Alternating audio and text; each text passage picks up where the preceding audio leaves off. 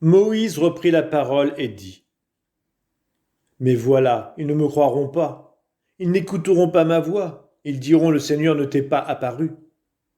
Le Seigneur dit : Que tiens-tu en main ? Moïse répondit : Un bâton. Le Seigneur dit : Jette-le à terre. Moïse le jeta à terre. Le bâton devint un serpent, et Moïse s'enfuit devant lui. Le Seigneur dit à Moïse : Étends la main et prends-le par la queue. Il étendit la main et le saisit. Dans sa main, le serpent redevint un bâton. Dieu reprit : Ainsi croiront-ils que le Seigneur t'est apparu, le Dieu de leur père, Dieu d'Abraham, Dieu d'Isaac, Dieu de Jacob. Le Seigneur dit encore à Moïse : Mets donc la main sur ta poitrine. Il mit la main sur sa poitrine, puis la retira. Et sa main était lépreuse, blanche comme neige.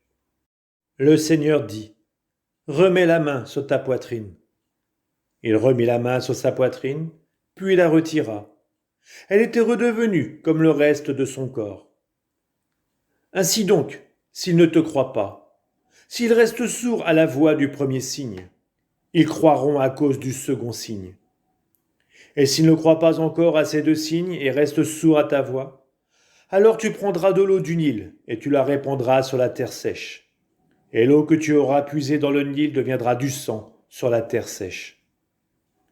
Moïse dit encore au Seigneur : Pardon, mon Seigneur, mais moi, je n'ai jamais été doué pour la parole, ni d'hier, ni d'avant-hier, ni même depuis que tu parles à ton serviteur. J'ai la bouche lourde et la langue pesante, moi. Le Seigneur lui dit : Qui donc a donné une bouche à l'homme ? Qui rend muet ou sourd, voyant ou aveugle ? N'est-ce pas moi, le Seigneur ? Et maintenant va, je suis avec ta bouche, et je te ferai savoir ce que tu devras dire. Moïse répliqua : Je t'en prie, mon Seigneur, envoie n'importe quel autre émissaire.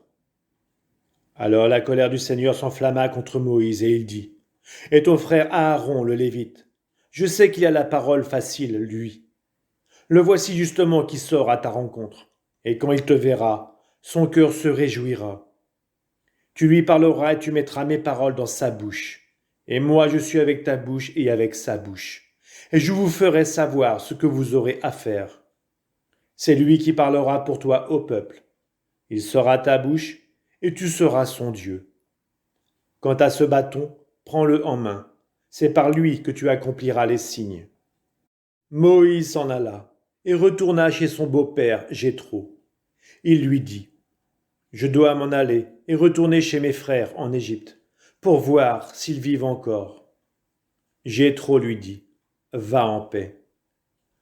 Au pays de Madian, le Seigneur dit à Moïse : Va, retourne en Égypte, car ils sont morts tous ceux qui en voulaient à ta vie. Moïse prit sa femme et ses fils, les installa sur l'âne et retourna au pays d'Égypte. Il avait pris en main le bâton de Dieu. Le Seigneur dit à Moïse : Sur le chemin du retour vers l'Égypte, songe aux prodiges que j'ai mis en ta main. Tu les accompliras devant Pharaon. Mais moi, je ferai en sorte qu'il s'obstine, et il ne laissera pas le peuple s'en aller. Tu diras à Pharaon : Ainsi parle le Seigneur, mon fils premier-né, c'est Israël. Je te dis, laisse partir mon fils pour qu'il me serve. Et si tu refuses de le laisser partir, eh bien moi, je vais faire périr ton fils premier-né. Or, en cours de route, au campement de nuit, le Seigneur rencontra Moïse et chercha à le faire mourir.